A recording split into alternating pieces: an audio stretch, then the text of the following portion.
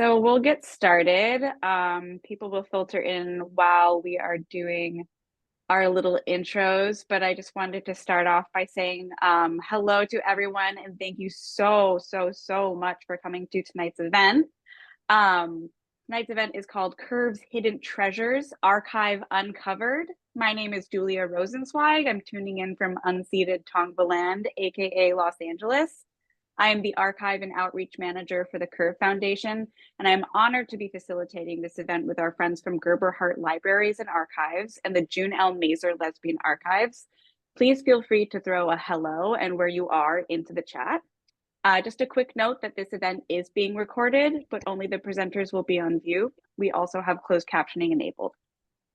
So tonight will be a virtual show and tell of archival Curve magazine materials housed at each institution, with reflections from the founder, Franco Stevens, and discussion with the archivists who steward these materials. Each institution will also share a little bit about their organization's history. We've chosen materials that center community, belonging, and gathering, honoring Curve magazine's legacy of connecting lesbians across the world through journalism, pop culture, and gathering. We hope to share behind-the-scenes stories, educate, and most importantly, enjoy being in community with you all. We will have a portion for audience questions towards the end of the event. You can either save them until that time, or you can put them in the chat, as Angela has graciously agreed to monitor and record questions so that they can be addressed during the appropriate time. In the meantime, we ask that you please mute yourselves during this event, but we encourage you to engage with one another, react, comment in the chat. So without further ado, I would like to introduce our presenters. So as I mentioned before, hello, my name is Julia. I am the Archive and Outreach Manager for the Curve Foundation. I focus on stewarding the digital collection of Curve magazine and activating its cultural significance through community-centered programming. Prior to this position, I earned a master's in library science at Pratt Institute, managed the Lesbian Elders Oral History Project for LHA, and processed collections at the Brooklyn Museum. With me are Franco Stevens, Jen Dentel, Aza Babayan, and Angela Brinskele. Franco is the founder of Curve Magazine and co-founder of the Curve Foundation. She is a member of the NLGJA Association of LGBTQ+ Journalists Hall of Fame and has been awarded some of queer journalism's most respected awards.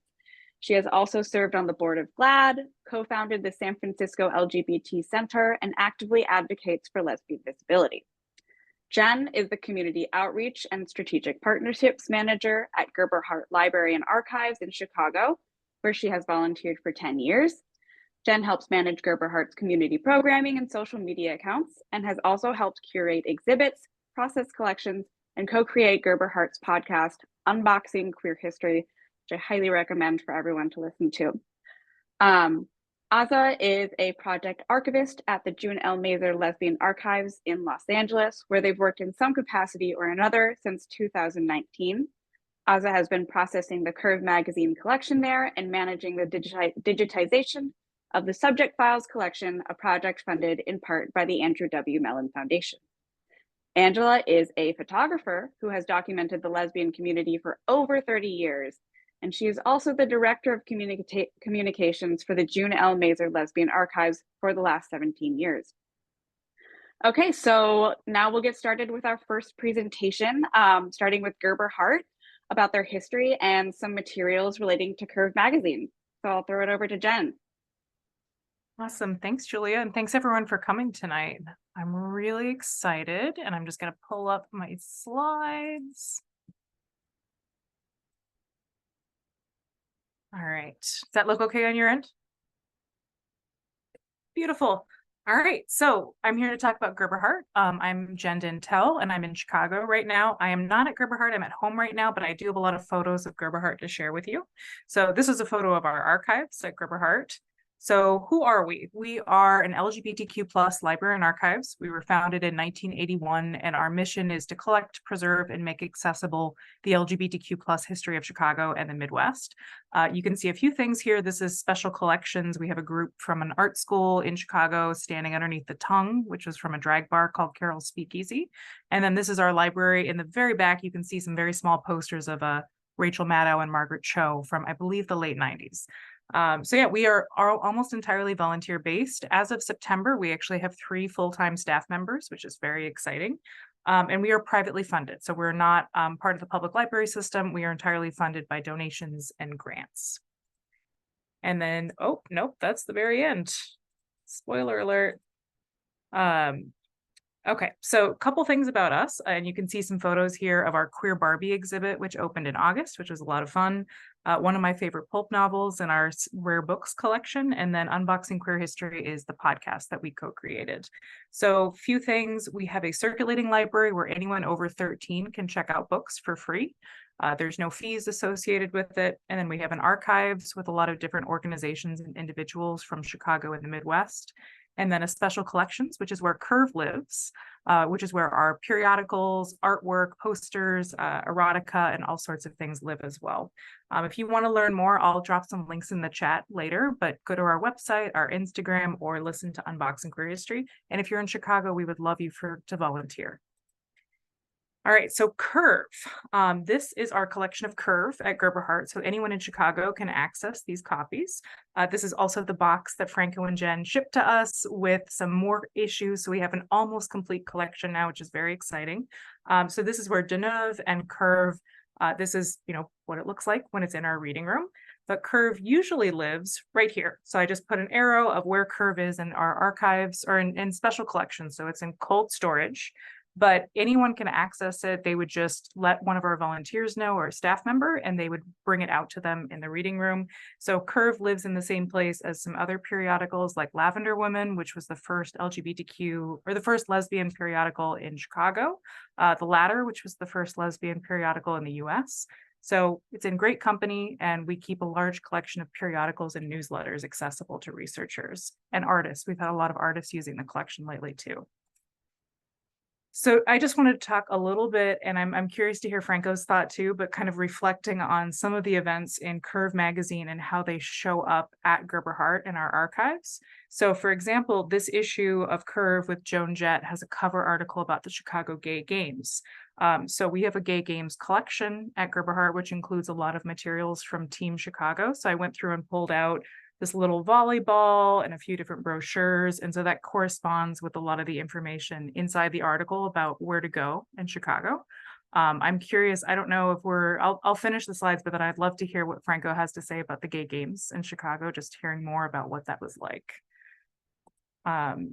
And then the other thing I wanted to talk about is travel guides. So these two issues, so one of Deneuve and one of Curve, talk about the places to meet other people in different cities. So whether it was bars, clubs, bookstores, there's a guide to Chicago in both of these issues.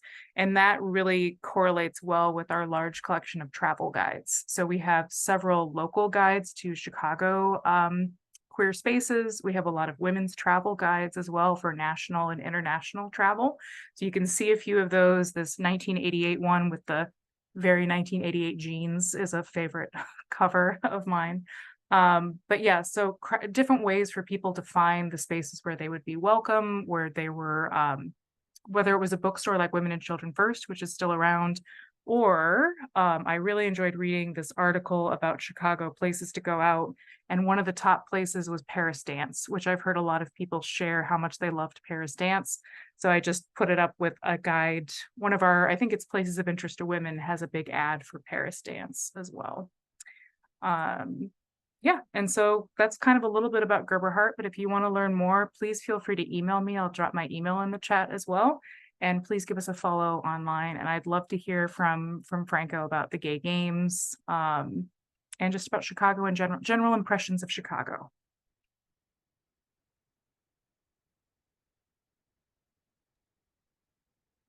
Do you want me to go now or should I wait?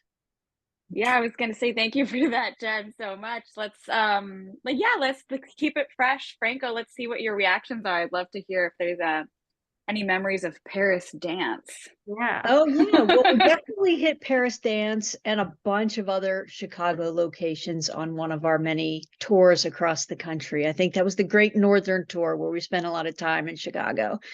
But when you mentioned the Chicago Gay Games from 2006, that really sparked some fond memories. Curve did 3 big parties besides covering the gay games there. And I pulled out,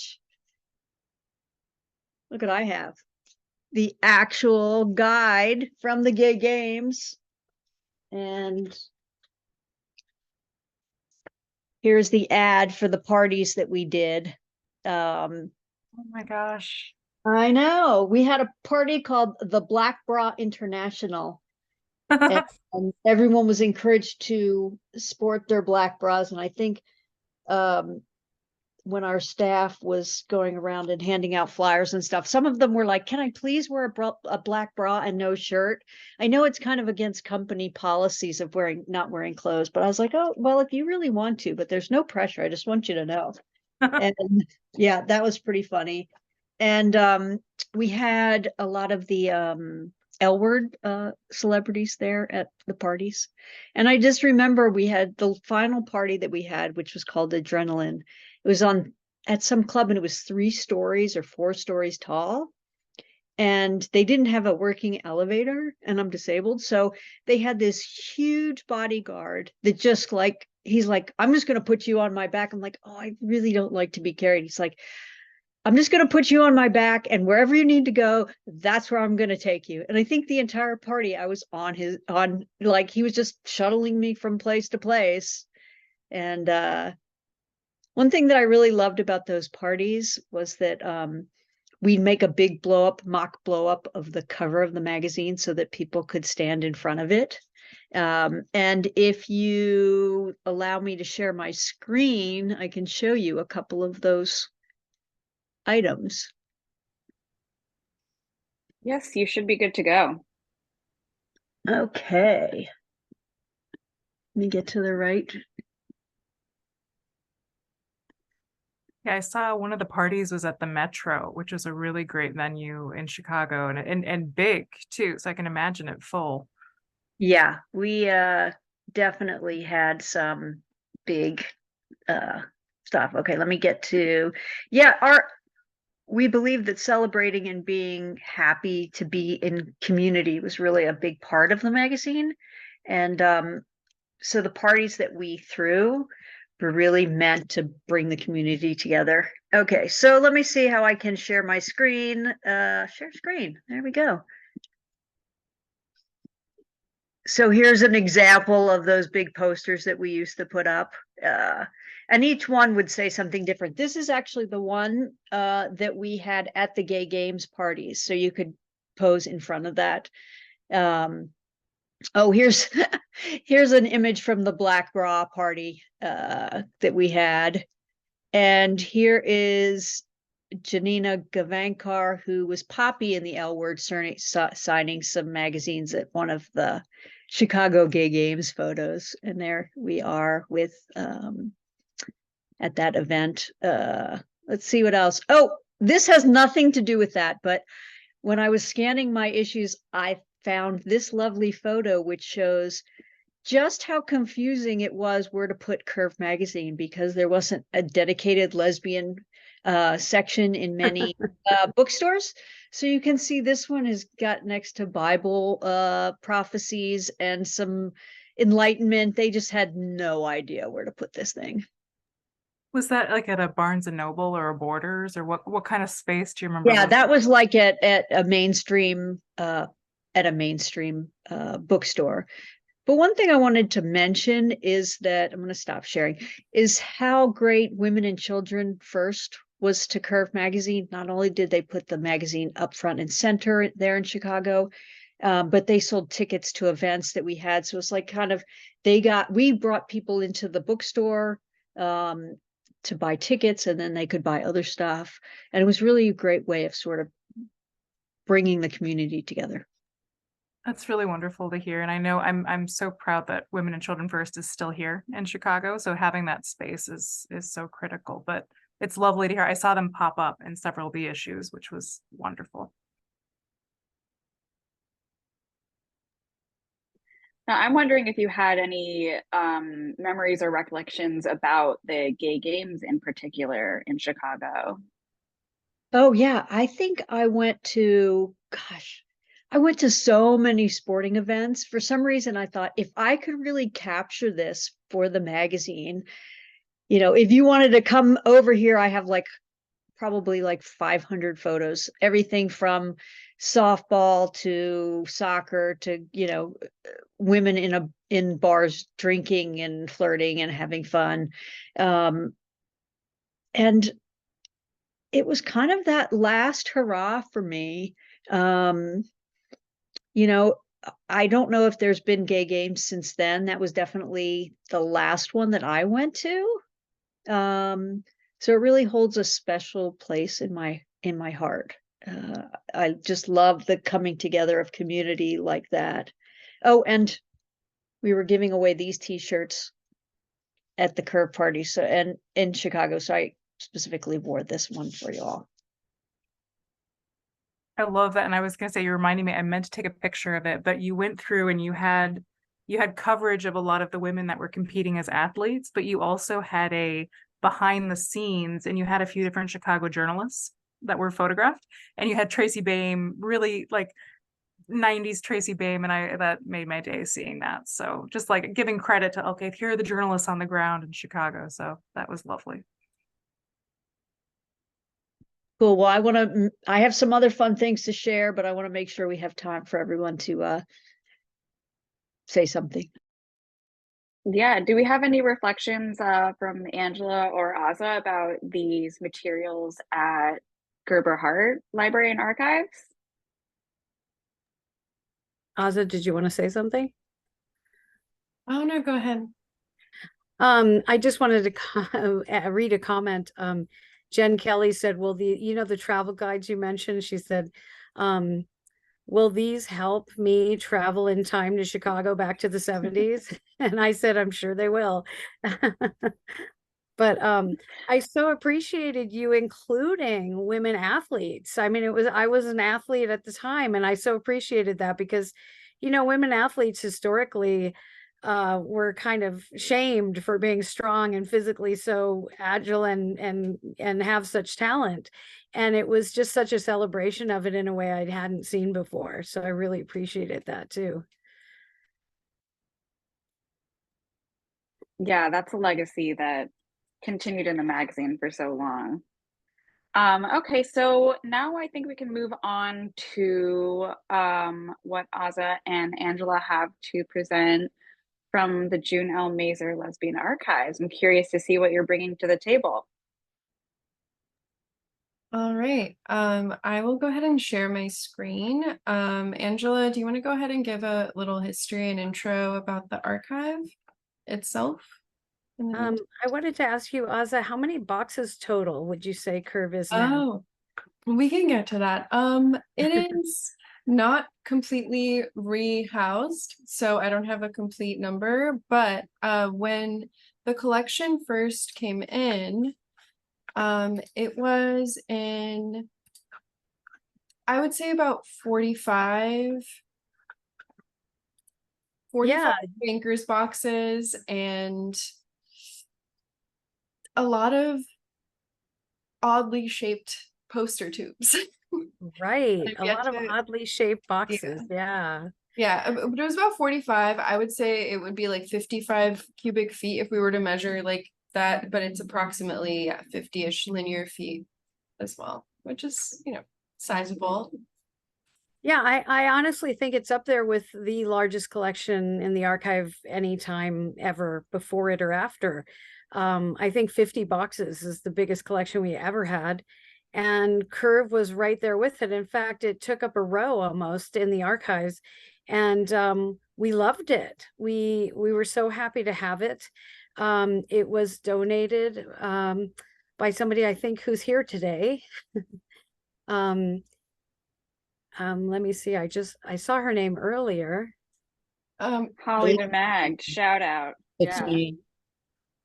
It's Holly. Holly. Yay. If it wasn't for Holly, I don't know what would have happened, but yeah, she got it into the archives in Southern California, and it was I think it was driven in her truck or different trucks down. We didn't have it shipped, so she really made sure it got to us. And you know, it was pretty organized too, where there were some indexes for the boxes, which we weren't used to either. So very organized group of women who got this collection to us.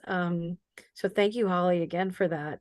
I wanted to say too, I love the first pictures that were showing the actual printing presses, and was wondering, Franco, if you had experience in printing presses before that, because that kind of looked a little intimidating to me, some of those photos, but really incredible at the same time. Yeah, no, I had no prior knowledge of printing presses. And that photo that you were just at, the dikes to watch out for, I'd love Yeah. to explain a little bit more about that. So back in the day, before some things were computerized and some things we just left holes with explanations for the printer. So for example, we would supply a box, and what page this goes on, you'll see page 37, and it's going to run at 70% of size. So we'd actually have to deliver those materials separately to the printer to make sure that they got in the magazine correctly. Wow. Mm-hmm. Yep. If you want to learn more about this, we actually have a facsimile of this process up at the GLBT Historical Society Museum until, I believe, early January. We have Curve Cartoon exhibit up there. So if anybody is local to San Francisco, check it out. Yeah, and I would like to just say something about the printing. So back in the day where we were printing the magazine, first printing the magazine especially, we couldn't find a printer in the United States to accept it. It was taboo. So I ended up calling some of my friends that had gay male porn magazines and just saying, hey, where do you print that thing? Like, if you can print that, that's where I need to go. So that's where we had to actually go. We Wow. printed this thing in the middle in Kansas, in a place where there was just porn, mostly porn. But I learned that they weren't the most efficient. So I would fly out every month to have the magazine to oversee the printing. And I think the place was held together with bubble gum, and there was always people chain smoking on the printing line. And they'd say, okay, come in at 4 a.m. for your press check. And then I'd get there at 3 just to be safe. And then they'd go, oh, the roll of paper, it just broke and you're just going to have to wait. And so instead of it taking like a day to print all the magazines, it would probably sometimes take a week. I'd be there just waiting for them to call me. That is crazy. Asa, can you go to the slide? Yeah, I was going to comment too about the dikes to watch out for. I mean, another thing that was so amazing about Curve magazine is that there was an obvious sense of the history of lesbians before it began. And it was very clear that the community was really thought about when creating the magazine, even though it was a high gloss magazine. So that was something very impressive when you look through the history in the archives as well. Because that wasn't just any comic you put in there, was it? No. There were a lot of artists whose materials, a lot of like less popular mainstream artists, but very popular within like the queer network at the time. And that is one of the highlights too. There are writers like Melinda Lowe who worked at the magazine. There are also a lot of layout, production, and proof designs that we have in paper, and they're also born digital on CDs and hard drives. Not sure how to access those. And a lot of submissions to the Lesbian Life Photo Contest, which is, none of those images are included here. It's like a really large part of the collection, but I do know that the Kerr Foundation recently revived that tradition. And we also have a lot of audio recordings of interviews. Those are on cassette tapes. And most of what I'm going to show here is photographs from tours, just of the staff. Spreading the word about the magazine.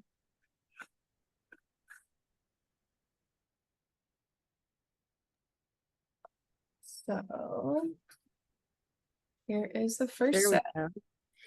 Yeah, I was really wondering when I first looked through the collection when we first got it, and I thought, do all magazines tour the country and and visit all different cities with groups of women like this? I mean, I think it was again, Franco, I don't know what gave you the idea to do this or if you just felt like you had to do it for publicity, but it was such a brilliant idea, and you also made sure that you documented your travels and all the PR you did. And was that your idea?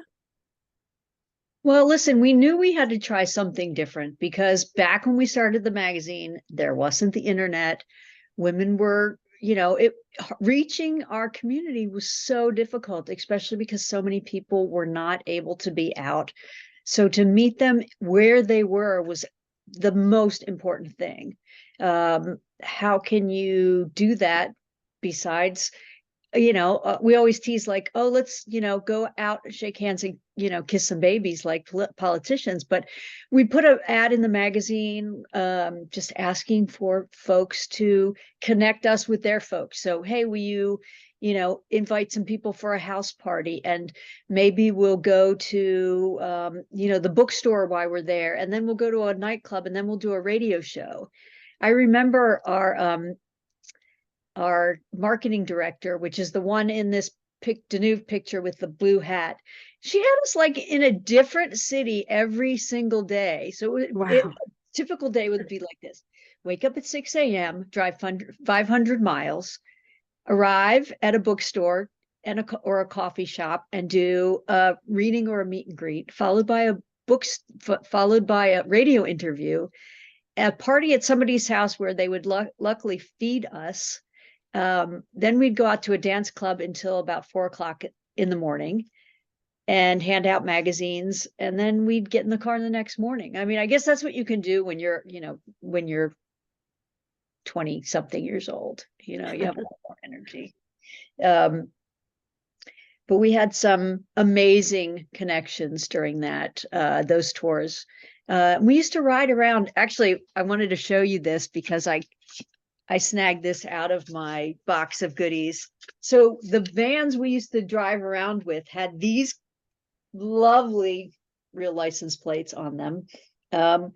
And we had a magnetic sign on the side of the vehicle that said like, Danuve, Great American Tour, Lesbian Magazine or something. And so everywhere we rolled into, like there it was. Yeah, look at that. There's the van. It was chock-a-block full of magazines. In fact, one time we almost tipped over. We had so many magazines. We kind of made gosh. Yeah, I was looking over the budget today from those tours. One of them was $11,000 for 40 days on the road, including $4,650 worth of free promotional materials that we gave out. Holy cow.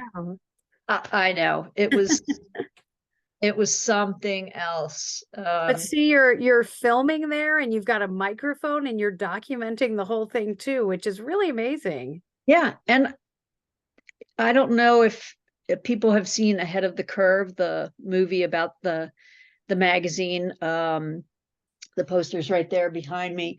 But a lot of the video footage that we took on the tour and what have you made it into the movie. And it was really an exciting time to be out and meeting new women. And, I just felt so incredibly lucky to be doing the job that I was doing and helping people. Yeah. So thank you. And look, there was that party. Yeah, that's so funny that you actually opened that to the same ad because we had that in our slideshow as well. Yeah, there was this ad and then another one for adrenaline, the next part, the oh big yeah, talking about I was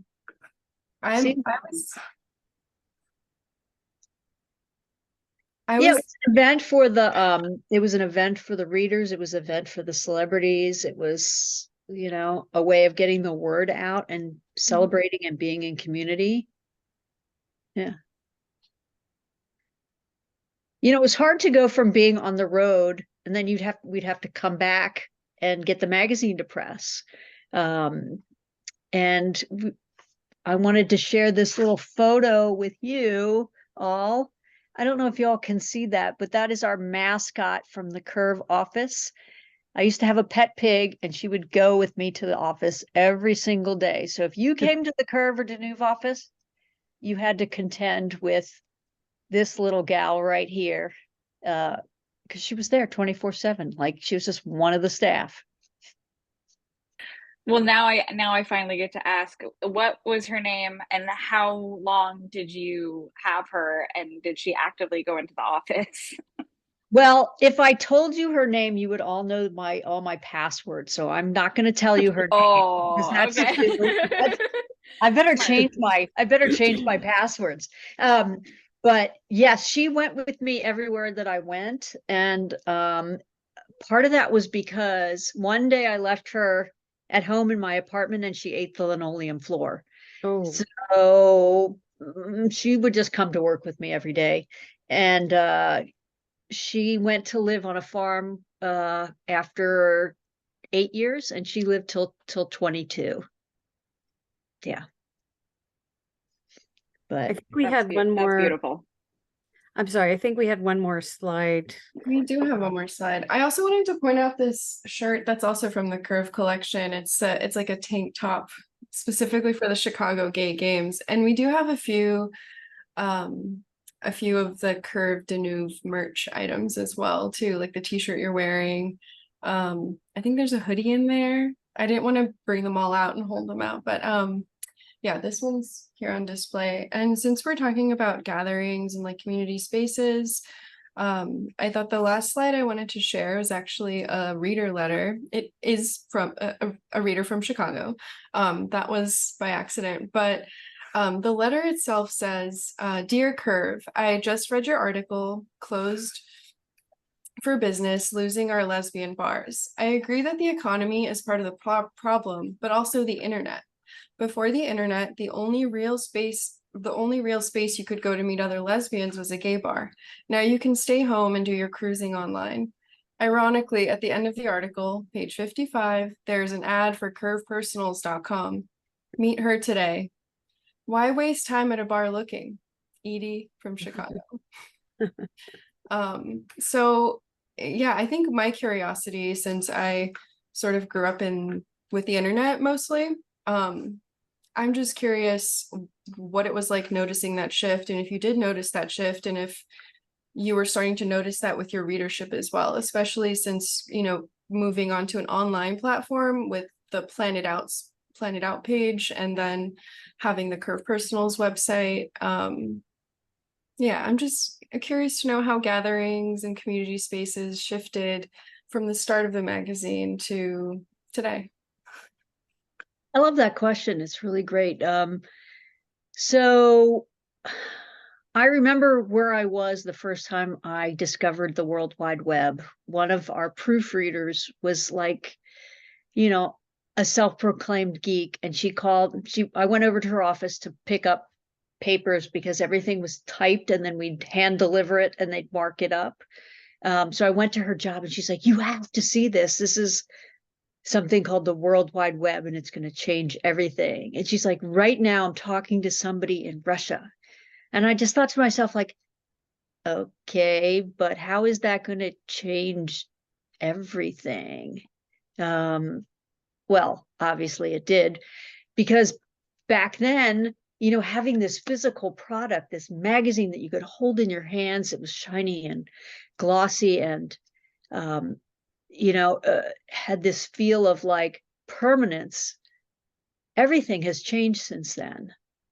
People in publishing have gone through this great wave of, you know,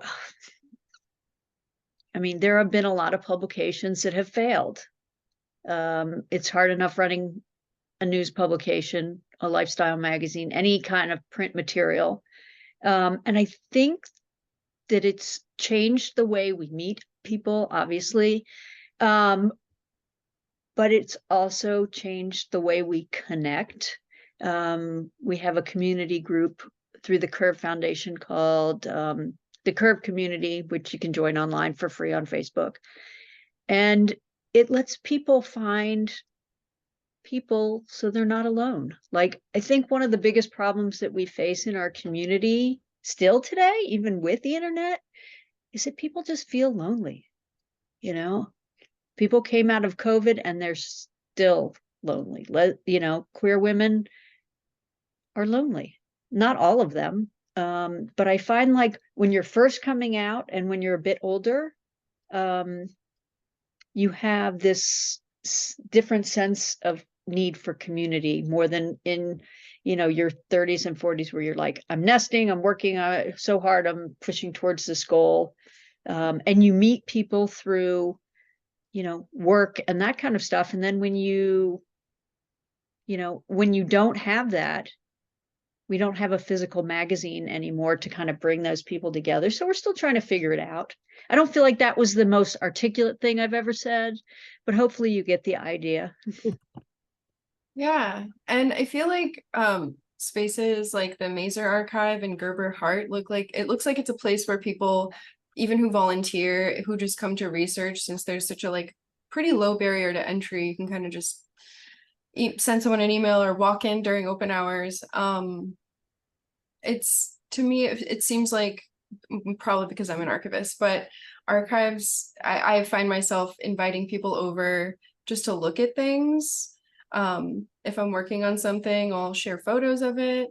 I don't know, Jen, if you do the exact same on your Instagram. So the internet has become a place for connection, but also looking at Curve and looking at the way that so much content was brought together in one space. Now it feels like that medium has sort of graduated into a lot of people have zines or online publications that are really strongly part of their life. So yeah, I think it's just really cool to be working on this collection and to notice how Curve was a predecessor. Yeah, being one of the first mainstream glossy lesbian magazines. So that's so great. Thank you. I really want to give out a shout out again to Holly. Holly was, hi Holly, working at the magazine. And I was quite sick at the time when we sold the magazine, before the Curve Foundation bought it back. And we had 20 years at that point of archival material in a storage unit. And she didn't know what would happen to it because the new owners were in Australia, and there's only so much you can do to get that material from country to country. So Holly, I believe, took that on her own to say, this is important to archive this material, because we're going to look back in some time and this material is going to be so important to our community as a whole. So Holly, thank you for that. And I also want to say I appreciate all the little notes on everything, Holly, that you left. Some items have notes on them, really contextualizing things. Some of the folders will say, this is from Franco's desk, and it'll just be probably items from a drawer or things that were pinned and tacked onto the wall. So I get a sense of what the space looked like and what the layout could have possibly been. And cool. I must say that, whatever Holly didn't send, 99% of it was discarded, because they just, when we turned it over, we had hopes that, they would take on an archival project. But when you're overseas, it's just too hard, and I was too sick to think about it. So thanks, Holly. Yeah, to contextualize for folks, the magazine was bought by, I believe it's called Avalon Media, in 2010, and they were located in Sydney, Australia. So that was a time where the turnover meant that we lost a lot of this material. And that's why we are praising Holly so much right now, because all of this 20 years of material from the very foundation of this magazine would have been lost without it. And it's really important that it's here. And it's amazing that it lives at the June Mazer Archives.